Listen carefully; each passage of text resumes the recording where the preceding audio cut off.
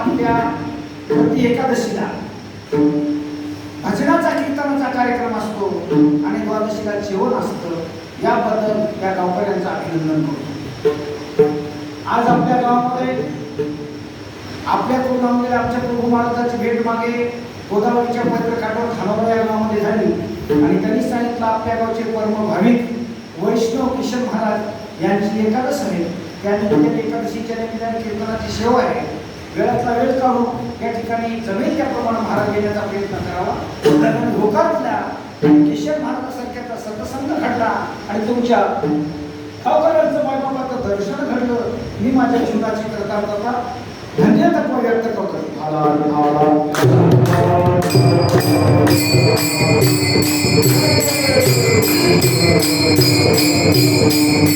ऐका, जगद्गुरु तुकाराम महाराजांच्या आचरणाचा अभंग आहे. तुकाराम महाराजांच्या अभंगाच्या माध्यमातून जन्माची सार्थकता सांगतात, जन्माचं फळ सांगतात आणि जन्माल्यानंतर काय केलं आणि मला कसं फळ प्राप्त झालं हे सुद्धा अभंगाच्या माध्यमातून सांगतात.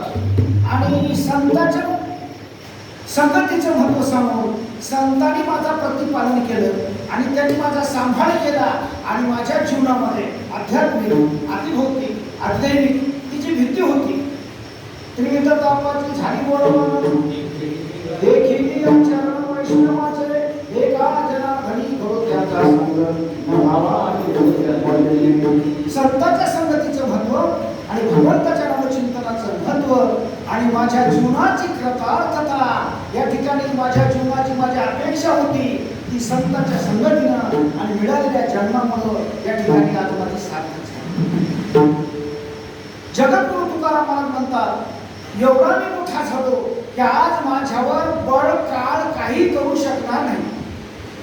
जगाला महाराज या ठिकाणी जगा काळ खाय आम्ही माथा दिला पाय. जगाला काळाची भीती असेल पण आम्ही काळाच्या पुढे जाऊ. आज या ठिकाणी आमच्यावर काळाची सुद्धा शक्ती चालू शकत नाही, कोणाची शक्ती सुद्धा सांगू शकत नाही. असं काळाचं मत सुद्धा या ठिकाणी चालू शकत नाही. म्हणूनच या ठिकाणी महाराज सांगतात आणि अनेक ग्रंथामध्ये पुराणामध्ये ओरडणारे महाराज माणूस कोणालाही जिंकू शकेल पण काळाला जिंकू शकत. रामायणामध्ये तुम्ही वाचण्याकरता रामायण वाचता. रामायणामध्ये पुढे काढले शक्ती प्रसंगाच्या तिसऱ्या अध्यायामध्ये यमनियंत सकळ जगात पदाभिमान बघा दंड घेऊन यावेगा तुझं सवेगा दंडवाला या यमाचा यमदंड पाही मोडून गेला तुझी देही इतर बापे कोण काही हनुमान पाही दंडावया.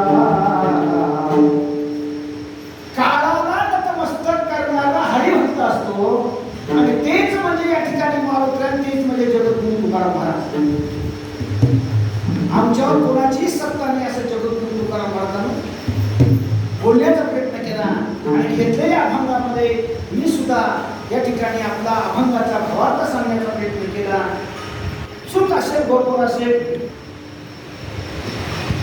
जन्माचं सार्थक म्हणणारे तुम्ही कोण? जाळोनी संसार बैसून मंगली किंवा संसाराच्या मागे घालून या शून्य अशा म्हणणारे जगद्गुरु तुकाराम महाराज ज्यांनी आपल्या संसाराची नासधूस केली. जगद्गुरु तुकाराम महाराज देहू या गावामध्ये इंद्रायणीच्या काठीवर जगद्गुरु तुकाराम महाराजांचा अवतार झाला. त्या जगद्गुरु तुकाराम महाराजांच्या आयुष्यामध्ये तुकाराम महाराजांचे वडील मोठे श्रीमंत सावकार, सावकारकी पाहून, प्रॉपर्टी पाहून, धनदौलत पाहून तुकाराम महाराजांना चांगल्या पद्धतीची गुणवान आणि सौंदर्यवान अशा प्रकारे स्त्री प्राप्त झाली. पण काही कालानंतर तुकाराम महाराज शाहूकारीचा व्यवसाय करत असताना, दुकानदारीचा व्यवसाय करत असताना तुकाराम महाराजांना वैराग्य प्राप्त झालं. जीवनामध्ये विचार केला. 1630 ला 1629 ला 30 ला आणि 31 ला दुर्गादेवीचा दुष्काळ पडला भयंकर दुष्काळामध्ये जगद्गुरु तुकाराम महाराजांच्या महाराष्ट्रामध्ये दुष्काळ पडत असताना तुकाराम महाराजांची मोठी शाहूकारी असताना बरेच लोक या ठिकाणी तुकाराम महाराजांकडे याचना करण्याकरता आले आणि त्या तुकाराम महाराजांनी महाराज आल्या लोकांना दान देण्याचा गरिबीची क्यू येऊन त्यांना परोपकार करण्याचा कार्यक्रम केला. घातला दुकान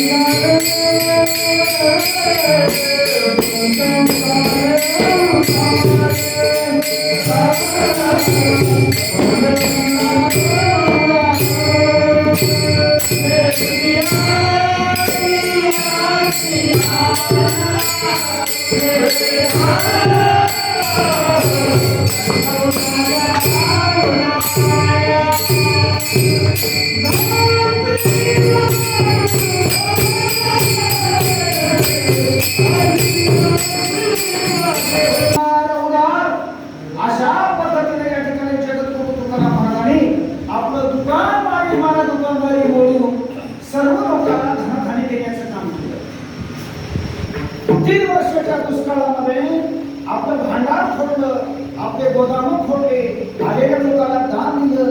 लोक या ज्या तुकाराम महाराजांनी लोक देत असताना महाराज देणाऱ्याने देत जावे, घेणाऱ्याने घेत जावे आणि एके दिवशी घेतात घेणाऱ्याने हातच घ्यावे. या मुक्तीप्रमाणे तुकाराम महाराजांना दिलं. त्याने विचार केला मला देवानं दिलं म्हणून मी लोकांना दिलं. पण लोकांनी त्याची पर्वा न करता महाराज जे लोक खातात ते लोक विरोधात जातात. आपल्या भाषेत आपण म्हणतो ज्याचं खावं मीठ त्याचं करावं नीट. पण लोक महाराज काही उघराटे गोष्टी यांची त्याला नीट करतात.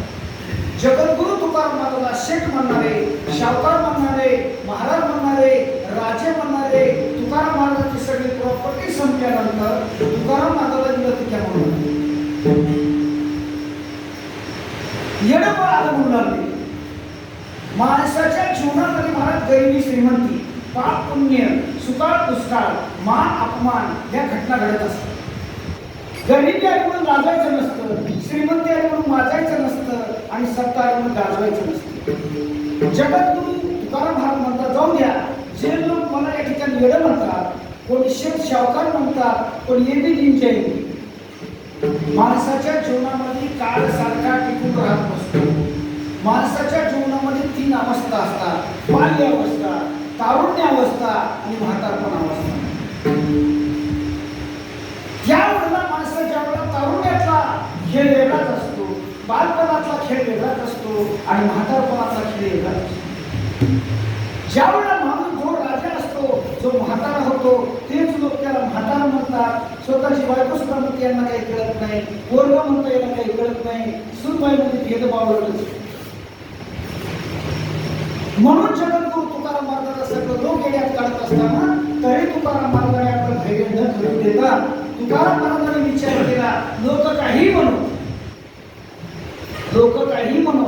एका वेळेला प्रभू महाराज आता या गावातली सगळी भजनी मंडळी, टाळकरी मंडळी, पतंगाचार्य, गायनाचार्य, श्रोते मंडळी, महिला मंडळी, सगळी मंडळी एक विनंती, लोक काही म्हणू. एके दिवशी नारद ऋषी या ठिकाणी राधेला भेटण्याकरता गेले. दुर्वास ऋषी राधेला भेटण्याकरता नारदांनी विचारलं कुठे गेलो ऋषी महाराज? म्हणजे राधेच्या भेटायला. त्या राधेच्या भेटीला अरे सगळे लोक राधेला नाव ठेवतात आणि हे महाराज लोक राधेला भेटायला जातात. राधेला विचारलं राधे सगळे महाराज लोक तुला भेटायला येतात, तुझं नाव पण या ठिकाणी वाईटाच्या यादीत पडले. ती म्हणे वाढवमध्ये जन्म म्हणून सिंधळी परितो वनवाणी न विसंबे. मला जग काही म्हणू आपल्याला लोकांना लाजायचं आपुला तो एक देव करी घ्या.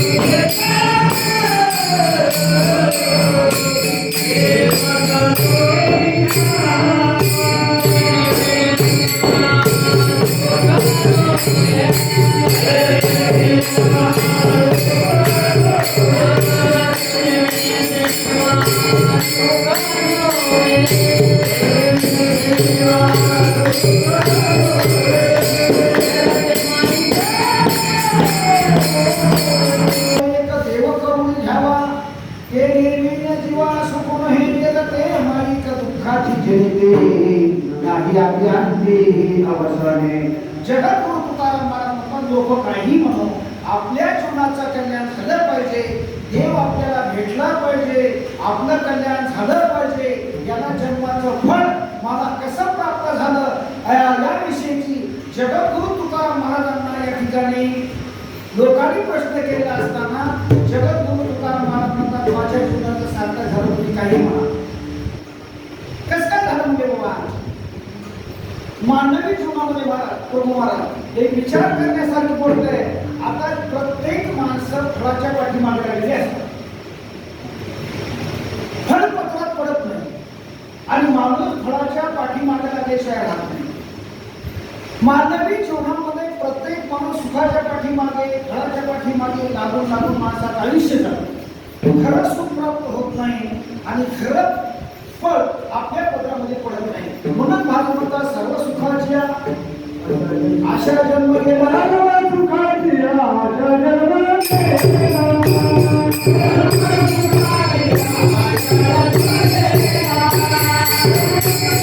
आशा जन्म गेला, शमयेक मुक्ती यत्न नाही केला, हिंडता विषादी वशी न पावला, माया निष्ठेत झाला जीव माझा. प्रत्येक माणसं मला सुखाच्या अपेक्षा करतात, फिरत असतात, आशा आशा या ठिकाणी करत असतात, फळपत्रा करण्याकरता माणसं धडपड करत असतात. माणसाच्या जीवनामध्ये आपला संसार सुखरूप करण्याकरता बायका पोरं ढोरं वासरं सगळं जमा करून माणसं मोठं होण्याचा प्रयत्न करत असतात. जेवढं जेवढं तुम्ही मोठं होण्याचा प्रयत्न करत असाल, जेवढं जेवढं तुम्ही अपेक्षा करत असाल, तेवढी तेवढी मानवी जीवनामध्ये त्यांना दुःखाची प्राप्ती किंवा फळाची प्राप्तीपासून माणूस लांब होत असतो. उदाहरण म्हणून एक सांगायचं, आताच्या काळामध्ये आणि पहिल्या काळातला फरक, आमच्या बालपणचा काळ या ठिकाणी तुम्हाला आठवत असेल. महाराज किशन महाराजांना आठवते, त्यांचं वय बरंच आहे. त्या पहिल्या काळामध्ये घर बांधण्याकरता सिमेंट नव्हते, घर चुन्याचे घर होते, चिखलमातीचे घर होते. काळ प्रगतशील झाला, मागची दिवस निघून गेली. माणसांना चंद्रावर जाण्याची, इंद्रावर जाण्याची, सूर्यावर जाण्याची एवढी प्रगती माणसांनी. बरं झालं आपण या कॅम्प्युटर युगामध्ये जन्माला होतो. तुम्हाला मला त्याचं ज्ञान प्राप्त.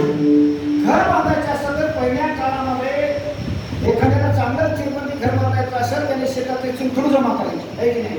ते चुनखडू या ठिकाणी भाजायचे, भाजून या ठिकाणी त्याची धनी असायची, त्या धनीला एक बैल असायचा आणि हाकणारा एक माणूस असायचा. ते चुनखडू त्यावेळेला धनीमध्ये टाकल्यानंतर त्याला फिरायला त्याच्यामधून चाक असायचं. त्या चाकानं ते चुनखडू चुरा व्हायची, चुरा होऊन त्याचं पाणी व्हायचं आणि त्याला भोटून भोटून त्याचा चिखल व्हायचा आणि त्याचा चुना तयार व्हायचा. असं तयार करून पहिल्या माणसानं मेहनतीनं, कष्टानं, जिद्दीनं हाडाचे काढ करून, रक्ताचं पाणी करून, मांसाचा चिखल करून, रात्रीचा दिवस करून, मरमर करून लोकांनी घर बांधली. आज तो काळ राहिलेला नाही. या युगामध्ये सगळं यंत्रणा आहे. तुमचं आमचं नशीब. माणसाच्या जीवनामध्ये घटना बदलत असतात, काळ बदलत असतो, काळ कमी जास्त होत असतो. त्या काळामध्ये चुना तयार करण्याकरता, घरात बांधण्याकरता, चुना तयार करण्याकरता खाण्याला बैल असायचा, हाकणारा माणूस असायचा. पण एका माणसाने विचार केला, चुना तयार करण्याकरता एक रोजगार लावण्याकरता एक माणूस, हाकण्याकरता बैल एक माणूस, मग बरेच रोजगारी कमी करण्याकरता त्यांनी दोघं चालवलं. आणि त्या खाण्याला चालणाऱ्या बैलाच्या समोर जुवाच्या पुढे 2 हातावर हिरव्या चाऱ्याची पेंडी बांधली. हिरव्या चाऱ्याची पेंडी बांधली, पेंडी तोंडाला येत नव्हती आणि हिरवा चारा खाण्याकरता बैल पुढे पुढे चालत नव्हता. अहो, त्या पद्धतीनं त्याला हाकायची सुद्धा किंवा चालायची सुद्धा आता बापून बैल माणूस लावायची सुद्धा गरज पडलेली नव्हती.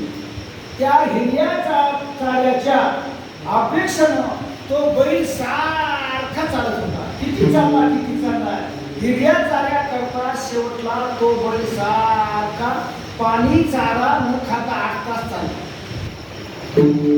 माणसाच्या जीवनामध्ये अन्न, वस्त्र आणि निवारा तशा प्रकारे माणसाला पाण्याची अन्नाची गरज आहे. पशुपक्षी असेल मानव असेल तो बैल चालला चालला चालला आणि अपेक्षाने हिरव्या चाल्याच्या अपेक्षाने एवढा जोरात चालला आणि चक्कर येऊन पडला आणि गेला. कोणता बैल? 4 पायाचा नाही महाराज, 2 पायाचा.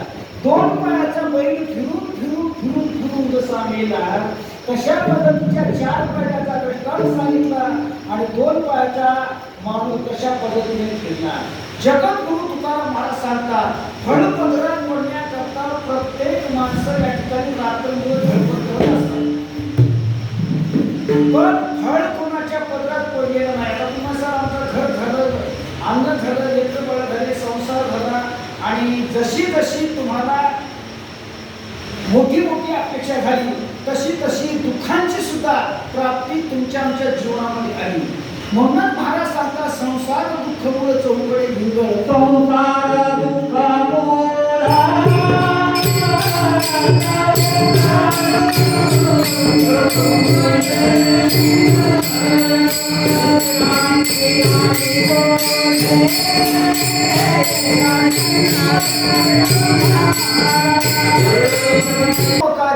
आणि आंधळ्या दृष्टी देतो त्याचे नाम उच्चारे. जगात मोठं कल्याण आहे भगवंताच्या नामचिंतन. आणि म्हणून तुकाराम महाराज म्हणतात माझ्या संसाराशी नातू जरी झाली असेल, माझ्या संसारामध्ये जरी दुःख प्राप्ती जरी झाली असेल, माझ्या लेकरा बाळाला भीक मागायची जरी टाईम आली असेल, मला माता खाऊन जगायची जरी वेळ आली असेल तर माझ्या जीवनाचं कल्याण आहे. आपण माझ्या पहिल्या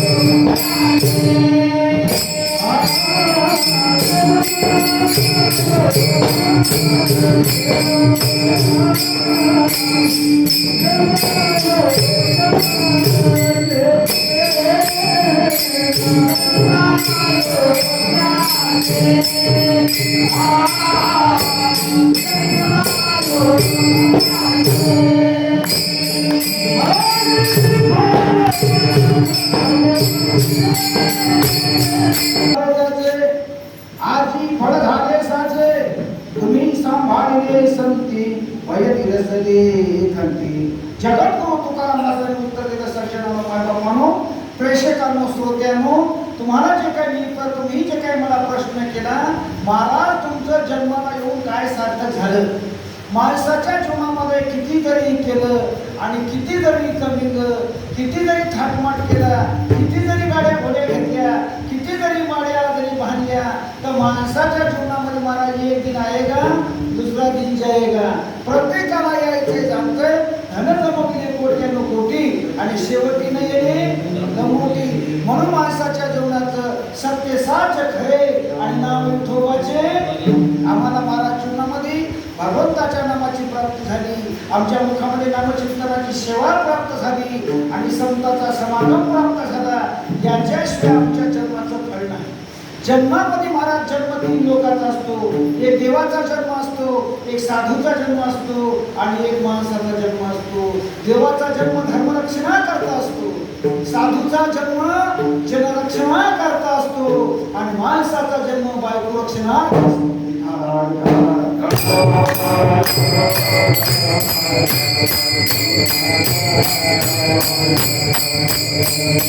आम्ही देवाकडे शपथ करून आलो, तुझी आण पाहिन का देवराया.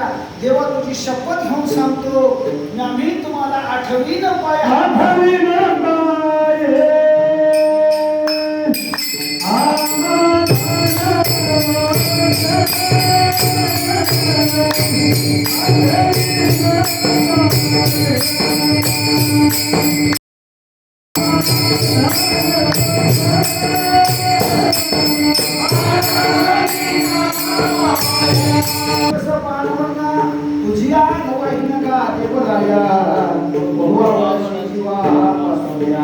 जगद्गुरु तुकाराम महाराज सांगतात सज्जनांनो, मायबापांनो, आम्ही बोलायला पक्के वागायला निघतो. आम्हाला कोणाचीच बिडवाट नाही. महाराज आम्ही बोलतो तसं करतो. देवाकडे देव आम्हाला संकटातून सोडव, आम्ही तुम्हाला विसरणार नाही. आणि तेच आम्हाला बोलले की हे बोलणं आम्हाला खरं करून आम्ही आलो. म्हणून या ठिकाणी जीवनामध्ये महाराज या ठिकाणी माणसाचा जन्म देवा करताय. मात्र तो माणूस संसाराच्या जाळ्यामध्ये पडल्यानंतर माणूस देवाला घसरला, देवाला विसरला आणि देवापासून देवला पसरला. म्हणून विसरले तया थोर झाली आणि स्क्रीनशॉट खाली ऐकू येईल काय मॅसेज टाक मॅसेज जन्माची सार्थकता काहीच ऐकू येईल. जगद्गुरु तुकाराम महाराज म्हणतात आमच्या जन्माचं सार्थक झालं महाराज. रामायणामध्ये तुम्ही रामायण ऐकणारी मंडळी आहात, रामायण वाचणारी मंडळी आहात. आणि 5-7 वर्षापूर्वी मी सुद्धा इथं रामायण सांगण्याकरता आलो होतो. तुमच्या सगळ्या गावड्याच्या कृपेनं काहीतरी रामायणाचा विषय होता, त्याचा त्यात अरण्यकांड होता. आणि अरण्यकांडाच्या निमित्तानं सांगण्याकरता या ठिकाणी आलो. आणि तिथे या ठिकाणी रामायणामध्ये शक्ती प्रसंगामध्ये गोयाजी महाराज ते एकनाथ महाराजांचे शिष्य गावबा गावामध्ये गावगाव फिरून या ठिकाणी भीक मागून खाणारे, गोड खाणारे, दूध खाणारे गावबा, त्याचं नाव गावबाच पडले, विधवा बैचले. पण ते एकनाथ महाराज गेल्यानंतर एकनाथ महाराजाचं तुमचं उरलेलं रामायण गावबा लिहिलं. आणि ते गावबा सांगतात या परिज्ञानाथ हो तरी होतो पीडित एका जनार्दन येथ केलो सनातन गावबा सांगतात आज माझ्या जन्माचं सार्थक झालं. मी अनाथ होतो आणि मला सनात करण्याचं काम श्री संत एकनाथ महाराजांनी केलं. आणि माझ्या जीवनाचं कल्याण करण्याचं काम केलं, जीवनाचं फळ प्राप्त करून देण्याचं काम केलं. आणि आज माझ्या जीवनाचं फळ आज मला प्राप्त झालं. याच रामायणामध्ये महाराष्ट्री वाचणारी मंडळी अरण्यकांडामध्ये प्रभू रामचंद्रांचा विषय वाल्मिकांना रामायण दिलं. आणि रामानं त्याचं मर्यादा पुरुषोत्तम रामाने त्याचं आचरण केलं. रामायण कशा करता ऐकायचं, रामायण कशा करता वाचायचं.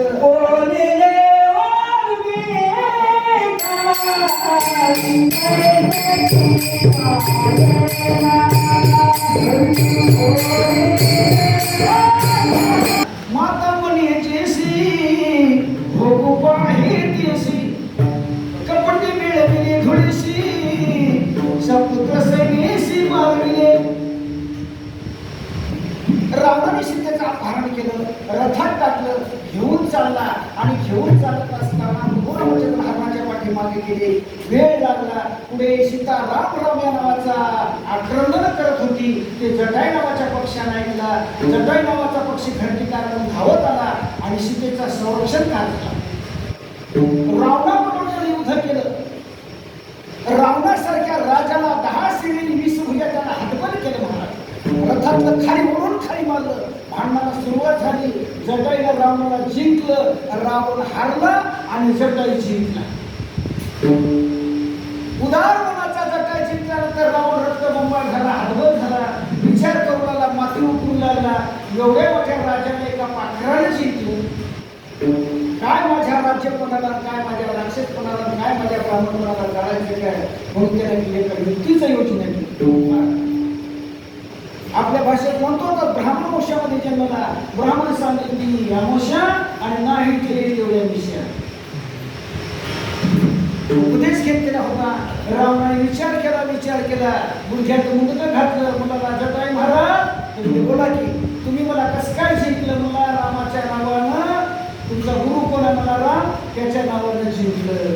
बरं मला खरं सांगा तुम्ही कोणाचे भक्त आहात. म्हणजे रामाचे. रामाची शपथ घेऊन सांग मला तुझं मरण कशात. हे घोडं विचार वारकरी होतं तर सत्य करणारा प्रभू महाराज असेल ते मला आम्हाला बोलतो गरीबाला मरण असते का मला. नाही खरं सांगलं तुला रामाची शपथ आहे मला तुझं मरण कशात आहे. मला तुझा शंकराची शपथ आहे मला तू एका ईश्वराचा शंकराचा भक्त तुझं मरण कशात सांग. ते मला तू खरं सांग, मला तू खरं सांग. दोघांना मला शपथ केली. हातावर हात आणला. खरं म्हणून ज्या काही नावाच्या माकडाला सांगितलं बापू मला तसं तर मरणच नाही, पण मला पंख जर उठले तर मरण येईल. रामाची शपथ घेऊन खरं सांगतो मला. ते मला शंकराची शपथ घेऊन खोटं सांगतो. कोण म्हणला?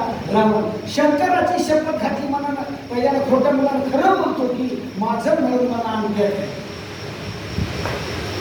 दोघांना युद्धाला पुन्हा सुरुवात झाली. मला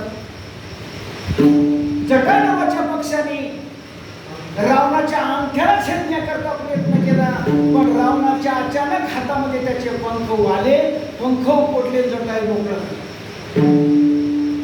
पाण्याशिवाय मासा जगत नाही, पंखाशिवाय पक्षी चालत नाही, पाय तुटल्यावर माणसाला चालता येत नाही. तसा हातवर झालेला जटायू पक्षी हातवर झाला, त्याच्यावर वार वगैरे झाला आणि जटायूला सोडून या ठिकाणी रावण सीतेला अपहरण करून गेले. राम धावत धावत आला, जटायू कणत कुतत पडला. राम राम म्हणता जाऊ माझा प्राण. अंतकाळी या ठिकाणी महाराज राम राम राम राम श्रीराम जय राम या नावाचा उच्चार बोलवला. भगवान परमात्मा तिथे आले आणि जटायू नावाच्या पक्षाला खरी वार्ता विचारली. जटायू म्हणला, रामा तुझ्या बायको करता मी भांडण केलं रे, पण काय झालं म्हणला, त्याला खोटं बोलून माझा काटा काढला. मला म्हणला तुझं बरं कशात आहे आणि म्हणून माझा त्याने काटा काटा रावण सीता घेऊन गेला. प्रभू रामचंद्राला दया आली. माझ्या करता पाखरे इतके इमानदार, माझ्या करता वानर इतके इमानदार, माझ्या करता राक्षस इतके इमानदार, तर याला आपण का वाचू नये म्हणून माझ्या ठिकाणी सांगतात. म्हणजे होता जीवा म्हणून वाचला शिवा, म्हणून माझ्यासारख्या जट माझ्या करता जटायू आपल्या प्राणांना मुकला. म्हणून भगवान परमात्मा म्हणतात की जटायू माझ्या हातात आहे, तुला काय पाहिजे ती मान. मंत्री व्हायचे, प्रधानमंत्री व्हायचे, गृहमंत्री व्हायचे, इंद्राच्या पदावर जायचे, तुला काय करायचं ते करतो, तुला अमरपद देतो, अमर करतो. पण त्या जटायूचे उद्गार आहेत महाराज कोणते? जन्म आलो त्याचे, जन्म आलो त्याचे. आज माझ्या जन्माचं सार्थक महाराज. महाराज सदा माझे डोळा जडू तुझी मूर्ती, रखुमाईच्या पती सोयरिया, गोड तुझे रूप गोड तुझे नाम, आणि देई माझं प्रेम सर्व काळ. आज माझ्या जन्माचं सार्थक झालं. आज माझा जीव एका रामाच्या मांडीवर जातोय. रामाचं आवड हे रूप वजीने सगुण, आनंदात बोलले राम आहे. जे कारण ते दैव योग्याचे, तो भगवान परमात्मा माझ्या डोळ्यात दिसतोय.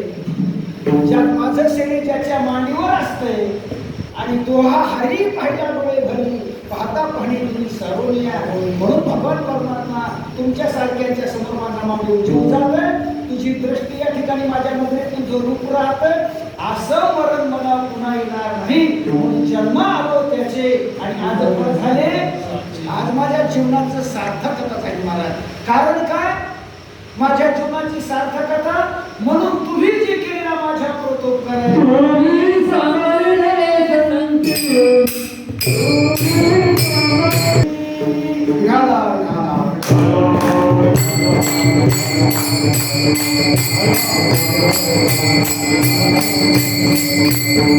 जन्माची सार्थकता भगवान परमात्म्याच्या नामचिंतनाने, जन्माची सार्थकता पंढरपूरच्या वारीने, जन्माची सार्थकता अन्नदानाने, जन्माची सार्थकता इमानदारीने वागल्याने आणि जन्माची सार्थकता संतांच्या संगतीने. अनेक संत एकनाथ महाराज सुद्धा सांगतात मला संताविने प्राप्ती नाही, आयुष्य देती वाही. जगात मोठे संत आहे. जगाने संतांनी काय केलं महाराज? उदाहरण म्हणून सांगायचं, संत हे आपल्यासारखं करत असतात. आपल्यासारखे नाही काळ वेळ तयाला विठ्ठला विठ्ठला.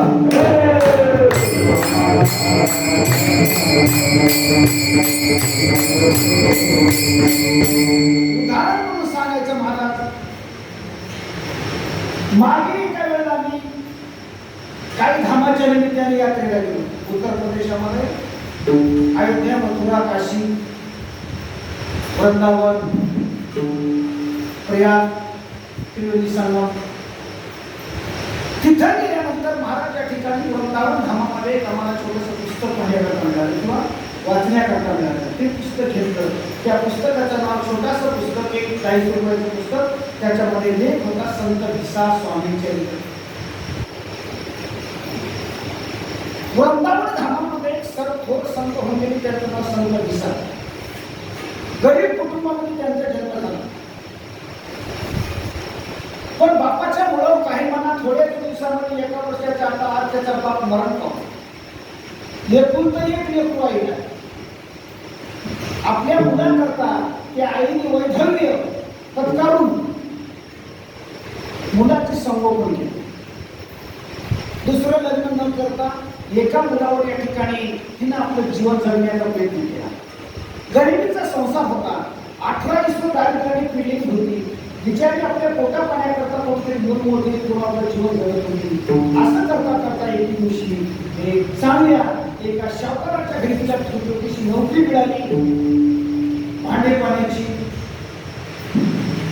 आणि अशा रीतीने त्यांचा संसार करत असताना आपल्या मुलाला जगवत असताना एके दिवशी महाराज मुलगा लहानाचा मोठा जवळपास 10-15 वर्षाचा मुलगा झाला. आईला बरोबर विचारता आई कुठे चाललीस ग? ती आई सांगते आपलं पोट भरण्याकरता माणसाच्या जीवनामध्ये माणसाला काहीतरी प्रयत्न करावंच लागतात. म्हणून कुठंतरी मोलमजुरी करून तुझं आणि माझं पोट भरण्याकरता मी बाहेर जाते आणि नंतर या ठिकाणी तुझं संगोपन करण्याकरता येते. मुलगा शिकला सवरला, बराचसा मोठा झाला, 15-16 वर्षाचा मुलगा झाला. आईला विचारला कुठे चालली? चालली मी कामाला. मला मी उद्या नाही म्हणजे मी मोठ्या श्रीमंताच्या घरी जाते. काचाचा महाल आहे, मोठा बंगला आहे, सगळे यशी आहे. घरामध्ये काही तुटतूट झाली तर आपल्याला मोठ्या घरच्या माणसाच्या भरती करून द्यायला आपण परवडत नाही.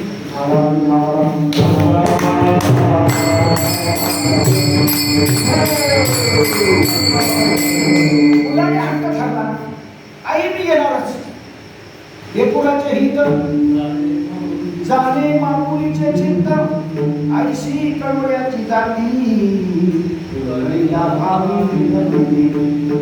लेकराचं कल्याण कसं करा हे माझ्या बाप्पाला कळतंय, शिष्याचं कल्याण कसं करा हे गुरुला कळतंय, आणि भक्ताचं कल्याण कसं करावं देवाला कळतंय. लेकराने हट्ट घेतला. आईच्या बरोबर तो या ठिकाणी संत भिसर स्वामी त्या एका शाहकाराच्या घरी काम करण्याकरता काम करणारी बाई त्या बाईच्या बरोबर आला. त्याच्या आईने सांगितलं, बाळू तुला सांगते मोठ्याचं घर आहे, काही जास्त बोलायचं नाही, इकडं तिकडं जास्त पाहायचं नाही, काही खायला मागायचं नाही, पाय तर असं तर मी तुला नेते. येस म्हणला, बस म्हणला, नेलं घरात. लेकराचा स्वभाव आहे मला. जातीवंत माणसाचे जातीवर जातच असतात. म्हणून लोक म्हणलं तो त्या माणसाला जास्त बोलायचा स्वभाव. माणसाचा स्वभाव गुण असतो, लेकराचा स्वभाव गुण असतो. लेकरानं त्या घरी गेल्यानंतर एक त्या शाहकाराची सुंदर मुलगी पाहिली आणि तिला पाहून ती लेकरू म्हणाला, आई लग्न करीत तर मीच्याशीच करी.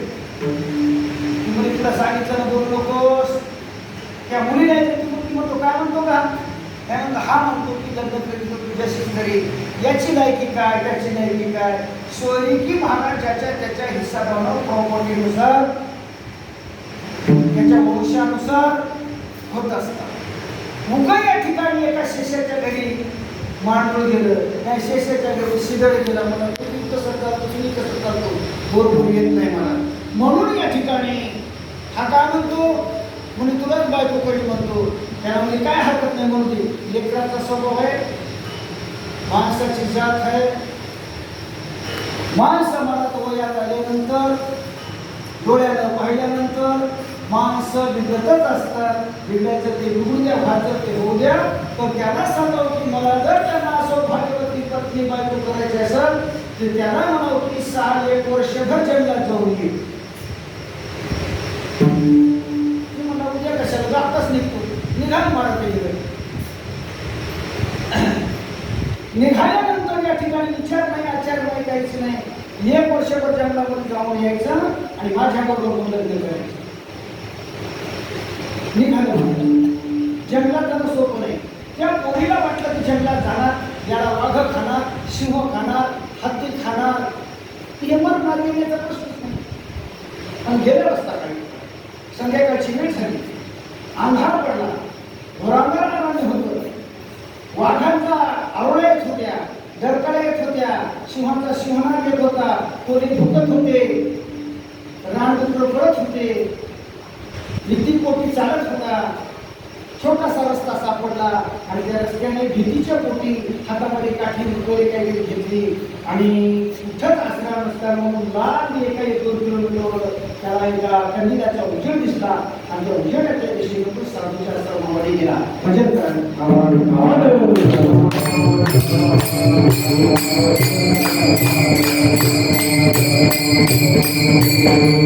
साधूच्या आश्रमामध्ये गेल्यानंतर 8-9च्या टायमाला साधूच्या दर्शनात साधूच्या आश्रमात गेल्यानंतर जय हरी महाराज जय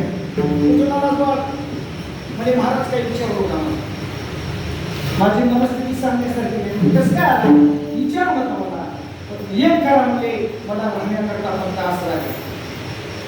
आणि मग मुसून आलास का फुटून आलास का फोडून आलास का वाईट लोक काही धंदा करून आलास का चोरी करून आलास का खून करून आलास आम्हाला काय माहिती ते काही विचार होता. महाराज म्हणजे मला म्हणता आला आम्हाला 1 वर्ष बघितलं राहते आम्हाला गेला होता ते म्हणजे महाराज म्हणजे आम्ही कोणाला कळत नाही. आमच्या आटीमध्ये आमच्या तत्वामध्ये बसल्यानंतर त्या विद्यार्थ्याला आम्ही घेत असतो. सांगा म्हणजे तुमच्या आटी आमच्या आटी ह्या साईडमध्ये महाराज तू विद्यार्थ्यांमध्ये शिकण्याकरता आमच्या आश्रमात आला. तुला सकाळी तुला उठावं लागल गार पाण्यानं स्नान करावं लागल.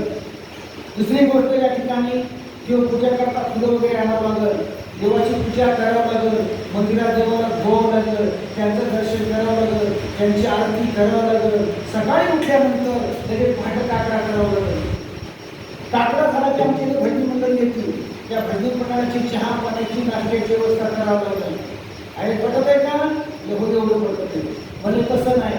एवढं झाल्यानंतर 9-10च्या टायमाला त्यांचा नाश्ता झाल्यानंतर तुकाराम महाराजांच्या भजन करावं लागलं. यस ते झाल्यानंतर लगेच महाराज या ठिकाणी संध्याकाळच्या टायमाला 5-6 वाजले की या ठिकाणी धुपारती करावं लागलं.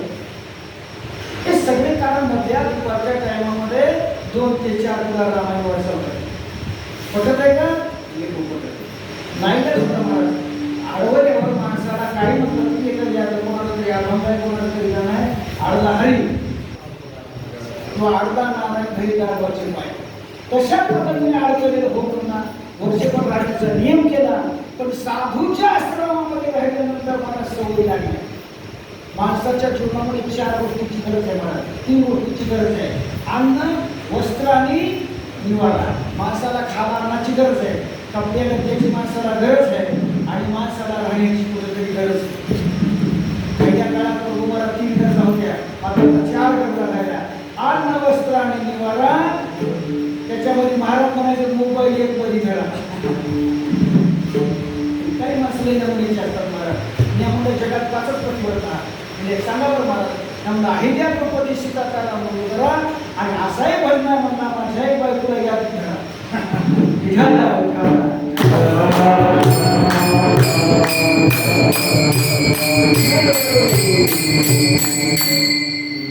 एक वर्ष त्या साधूच्या आश्रमात तो भिसा नावाचा मुलगा सहवासात राहिला. संताचा तो समजतो हे भरतैसा तात्काळाची दशा पालकती चंदनाच्या संधी पालकती झाले दुर्बलाकडे देव माझा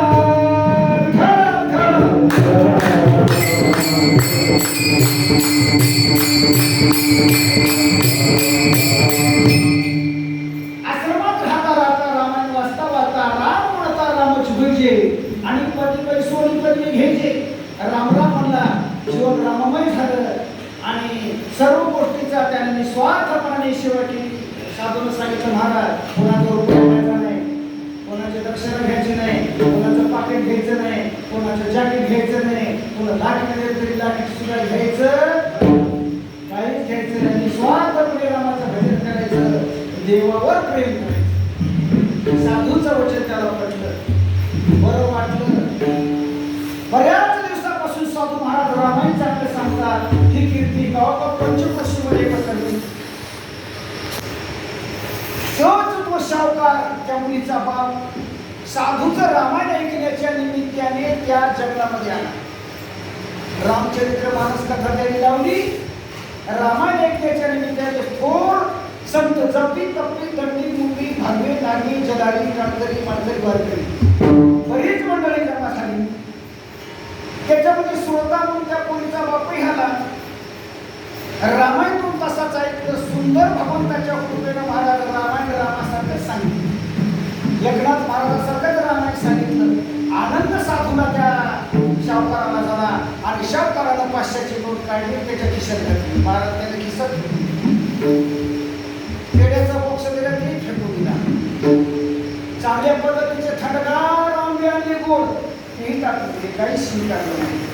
गावाकडे गेला ना आपल्या पोरीला सांगला, आपल्या बायकोला सांगला, काय म्हणजे महाराजाच्या दर्शनाला गेलो होतो, काय महाराज भेटले बाबा बाबू, म्हणजे असा महाराजच माझ्या मनात नाही तर सगळे महाराज खिशे भरूच.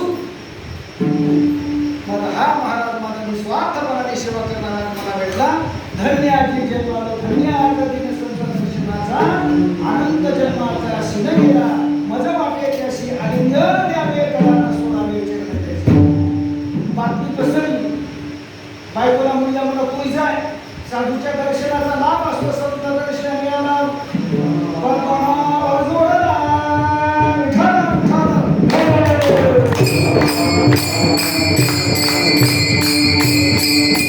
त्या मुलीनं पाहिलं, मुलगी दर्शनाला आली, पेढेचा बॉक्स घेतला, सुंदर अशा प्रकारची शाल श्रीफळ आणले, कपडे अलंकार आणले, साधूच्या स्वाधीन केले आणि पाहते तर विचार करून हे तर मुलीने पाठवलेलं पार्सल दिसेल.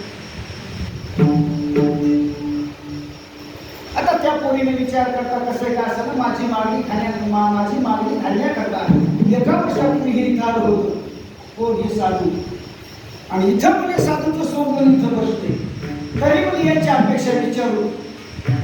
ती मुलगी शाहूकाराची मुलगी म्हणते, ओ महाराज महाराज झोपायला की काय? झोपू नये. तुम्हाला सांगते मुली, जिच्या करता तुम्ही माझ्या घरी आला होता आणि माझी मागणी घालण्याकरता आला होता, तीच मी तुमची नवरी म्हणून किंवा तुमची सौभाग्यवती म्हणून आज मी तुमच्या आश्रमात आलेली आहे, तरी माझा स्वीकार कर. त्यामुळे त्या मुलाला दिलेलं उत्तर आहे महाराज. तो मुलगा म्हणतो, ज्या वेळेला मी तुझ्या करता मागणी घालण्याकरता आलो होतो, तो आज मी राहिलेला नाही. म्हणूनच म्हणतात त्या ठिकाणी, तात्काळची दशा पालटली ठरव ठरव.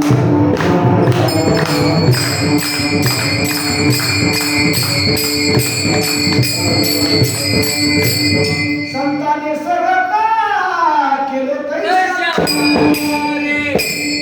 संताने सरता केलो